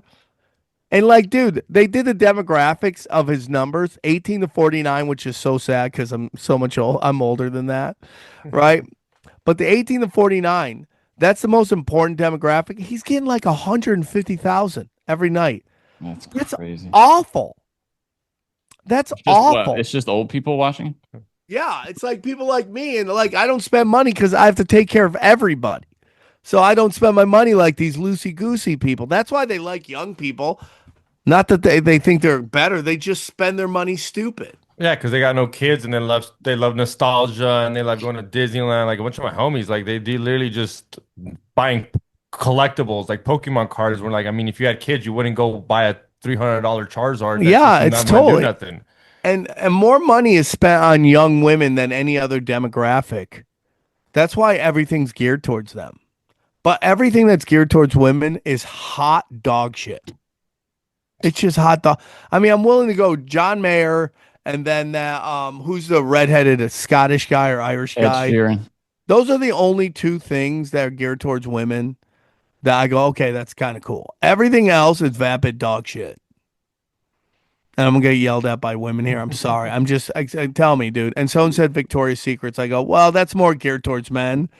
Women getting stuff for men, and it's ran by a serial pedophile, child sex trafficker, right? I mean, it's crazy. Anything else, guys? That's about it. William Ramsey, you crushed. Enjoy these highlights. Here's a clip from the latest Broken Sim. Tell me now. Into my tips line repeatedly. Can you hear it? Is a very clear image of Tyler Robinson. Yes. Allegedly taken, I'll say allegedly for safety here, but it's looking right, according to my timeline, allegedly taken at 6:38 p.m. at a nearby Dairy Queen. Here is that photo that we can show you. Just take a look at this photo. What is wrong with this picture? A lot is wrong with this picture. First and foremost, 6:38 p.m. You just shot someone. You have gone through great pains to hide your face, to change your outfit. But wait, you didn't fully change your outfit, did you? I'm looking at this photo and you're wearing jeans and you're wearing the maroon shirt. Now we have a 50-50 combo of the outfits. And now you're showing your eyes and you're not fearful at all that you might That's funny. That doesn't even look like the guy in the security footage from the university. be recognized. Also, wow, you must have quite the stomach. You don't have a record. Next thing you know, you shoot someone and you're like, I'm just going to go have a meal. You don't seem to be too shaken or too upset. Where have we heard this Problematic is before, his Johnny? location, by the way, we mapped this out. Every time there's been a shoot. Like, We heard this with Oswald. It's like, yeah, I just took out the president. Let me go catch a movie real quick. Yeah. And then 15 the minutes craziest away. one, Johnny, is Go on. the Parkland shooting, where you remember there was that. We're live on YouTube right now. Okay. I mean, All right, Johnny. I mean, that's like, no, I mean, that's the number one. Like that'll come shoot us in the middle of us trying to do a live stream. If just don't say that word. Say you can talk about that event, but the land of parks. Can I say Parkland? Sure. Okay, I wouldn't, Parkland but- situation. People, you said it 8 times now, so let's not say it again. Yeah. Okay, the thing I just said 8 times. Okay, when there was that young girl, it's like I don't know what everybody's talking about. When we heard the boom boom bang, we were running. He was running right next to me. That's exactly what I said. And where'd he go? McDonald's. Yeah. Do you want to resume this? Yeah, resume it, Johnny. From the campus at a time when we're told that he's idling by, babysitting the rifle. So you can see, we're showing you, it's about a 17-minute drive away from the campus. So there should be a lot of footage then of this Dodge Challenger driving back and forth. Okay. And like I said, the biggest thing that jumps at me is he looks kind of content there. So he's got to be a full-blown psychopath. Dude, this is going to be half a boom boom of what bang the feds again. told us he was wearing in the morning and half of what the feds told us that he was wearing during the shooting. Okay, so why did he text in this exchange at all and say that he changed outfits? When you've just said, I changed my t-shirt. Oh, man. If that's the reality, you just changed your t-shirt and that was enough? Was it just a t-shirt that he changed? The outfit, again, as I sensed yesterday, has always been problematic. I feel the outfit was the Fed mistake. It never made any sense to say that he wore an outfit on campus, light khaki shorts and a maroon shirt, and then decided to completely change hours later. Because why wouldn't you just change the t-shirt? That actually makes more sense. Every kid wears blue jeans. You don't have to like change blue jeans or change out of khaki shorts to avoid detection. That's not going to go, hey, we're stopping you because you're wearing blue jeans. That's not a thing. It would make much more sense if he had just changed his t-shirt. Man. Oh, boy. It's going to be another Richard Jewell situation, dude. And that kid's going to make so much money. That kid? Yeah. Oh, no. He will never, he will never live to get anything from this. If you think there's a this narrative, Johnny, is dying so quickly, it would be absolutely catastrophist. Is that even the word? No, it's not. You could say it would be a catastrophe. That is a word. Catastrophe. It would be catastrophic. Catastrophist? That isn't a word? Catastrophist? This would be Is that like a superhero? Yeah, I Catastrophe. think so. I make words up as I go. I make culture, Johnny. Watch that word being everywhere, just like purposefully. It sounds like a wrestling move. You got the Stone Cold Stunner, you got Rock Bottom, and you got the Catastrophist coming at you. Yeah, there we go, dude. See, it's great. No, I get it, but dude, there's no way that he will be dead before they'll let him off the hook for this thing. We'll see, dude. You really don't? Well, okay. Well, you seems like you have a feeling about it. Do you think he's going to go the way of Richard Jewell? Right now, there's zero evidence that this kid did it. Zero. And the evidence put forward completely and utterly is junk. Well, no, there's no evidence that you would accept, but the evidence they could produce in court were his text messages, which are stuck on him now, his father saying that he did it, and then all of his Discord stuff. That will all be accepted in court. That'll never get thrown out. I know we don't believe that, but that's damning in court. It's getting really bad, buddy. It's getting really bad.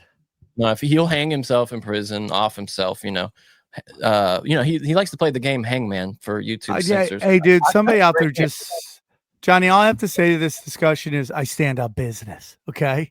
I stand on business. Okay, you don't think you think he'll get off? No, I'm not saying he's going to get off, but I mean, based on where everything is in this investigation, nothing tells me that this is the guy. Nothing. Not one thing. When is that ever It mattered? has mattered. I mean, like there are times where it doesn't matter, and we all know with Lee Harvey Oswald that he got taken out before he could even talk about it. Come on, Johnny. And that's what they'll do with this guy. They'll either convince him to take the fall for it, or he will be gone.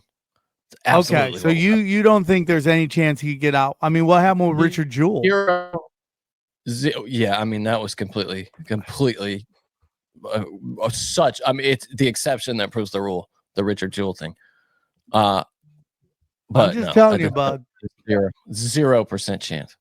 Because he wasn't even. I mean, we saw him. He had a chance to say things to the judge, and he said nothing. Anyway, it's crazy to me. Go, Johnny. It's crazy to me listening to these people. I'm truly stunned that Sam's on board with the CK situation. Unreal. What do you mean? What are you trying to say? What am I on board with? I'm literally pushing back against the narrative. What are you talking about? Unless you're going to get into the CK episode thing? we just had. CK. Think about not Lewis, who just passed. I got you. Thank you. Yeah, I got you. Thank you, Johnny. I mean, he's in the headline. We can say that, I think. Yeah, we can? I didn't know. Johnny, you got me scared. Right? I'm trying to stand on business and you won't let me. Oh, it's just the AJ related. Anything AJ talked about, we kind of have to be careful with, I think, because okay. I don't you mean the guy that the guy that the government censored, and now all of a sudden everyone's all upset? It's like so crazy for me to watch. It is so crazy for me to watch people losing their mind that we're all totally fine with censorship before, with cancel culture before. It's crazy. And to be clear, I'm not buying any of that stuff. I said we don't think. I can see in the comments like people are. I'm not. I'm just saying there's justice. You don't get justice in our justice system. If he didn't do it, if he did do it, doesn't matter. They've chosen him to be the guy that goes down, and he will. Johnny, we gotta make that quote go viral, so even when you're gone, people will say it. There's no justice in our justice system. Johnny The Woodard. injustice. You know, I'm down with it, dude. Did you see that the military is already pondering using CK for recruitment? Why would you even put that out? It's so crazy to me. This is from NBC News. Military leaders considering recruiting campaign centered on CK, Charlie Kirk. I think we can say that, right? It's in the news everywhere. Pentagon leaders are considering topics. This is one of the hot topics. Yeah. Pentagon leaders are considering a new recruiting campaign that would encourage young people to honor the legacy of Charlie Kirk by joining the military. Joining the meat machine. It's unbelievable. I mean, they just have no shame, these people. The idea would be to frame the recruiting campaign as a national call to service, officials said. Possible slogans that they've discussed these slogans. Are you ready? Charlie has awakened a generation of warriors, according to officials.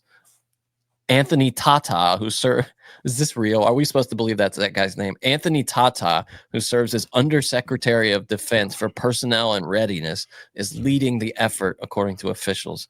As part of the potential new campaign, Pentagon leaders are considering using chapters of Kirk's political organization, Turning Point, at schools across the United States as military recruitment centers. So they're going to go into Turning Point and turn it into a military recruitment wing of the propaganda arm. Hey, man, do you love Jesus? Well, join the meat grinder machine as we kill people.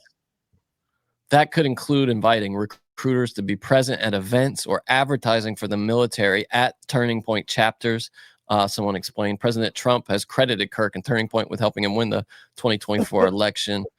That's disgusting. They don't wait long, do they? I mean, it's absolutely. What was Rob Emanuel saying? Never let a good, what's it called? Tragedy or crisis. What was it? Something yeah, like that, never right? let a good crisis go to waste. It's absolutely nuts. It's absolutely nuts.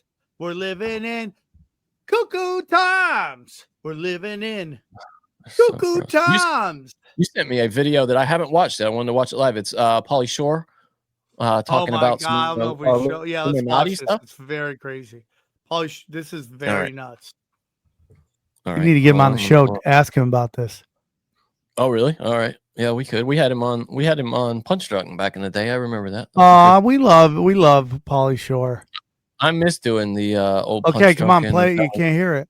This is what happened. Okay, we both got invited to an Illuminati party, right? Only one of us can go. So I walk in the party, and then all of a sudden, Marky Wahlberg from the Funky Bunch is there too. I said, "Motherfucker!" I thought only one of us can go. And then Leonardo DiCaprio comes out, and he says, "No, dude, you guys are both straight." So we're sitting there, and all of a sudden he starts looking at my hairline. And he starts cutting. He said, "You got to shave this part of your hair." I said, "Dude, I'm already fucking losing my hair." He says, "But I'll shave that part if you shave that part." And then all of a sudden he says, "Yo, you want to do some movies with me?" And I was like, "Yeah, I want to do some movies with you. I'm a fucking big fan." I mean, you started several movies. Boogie Nights, The Fighter, Ted, Daddy's Home, Two Guns, Pain Game, all these motherfucking movies. Oh. And Robert De Niro comes up to me and he says, "Yo, Pauly, let me just put my finger in your asshole." What? And I said, "Whoa, bro, only if you give me $200 million. And he said, "I got you." So he said, he gave me $200 million. De Niro and Pacino and fucking Joe Pesci put the finger in my asshole. What? I get escorted to leave. And the rest is history. One dude made fucking 20 movies in a row, millions of dollars, and I got left by myself. One of those dudes is named Mark Wahlberg from AKA Motherfucking Funky Bunch, and the other one is named Motherfucking Pauly Shore, and that's my story.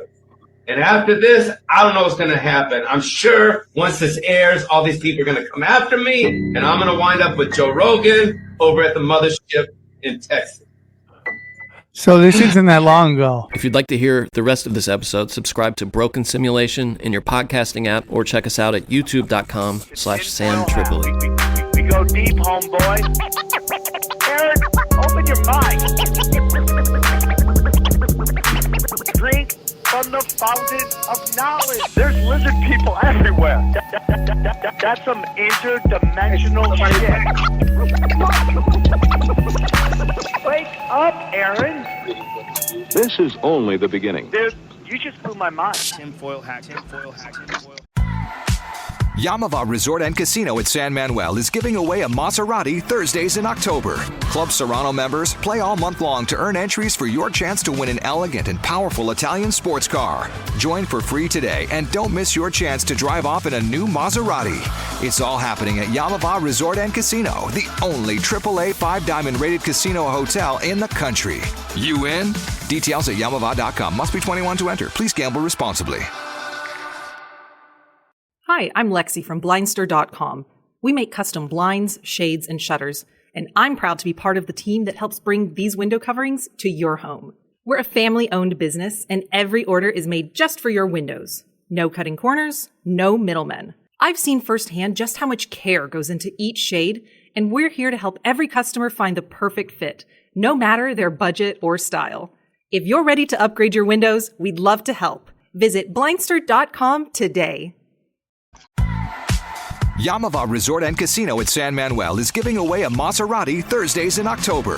Club Serrano members play all month long to earn entries for your chance to win an elegant and powerful Italian sports car. Join for free today and don't miss your chance to drive off in a new Maserati. It's all happening at Yamava Resort and Casino, the only AAA 5-diamond rated casino hotel in the country. You in?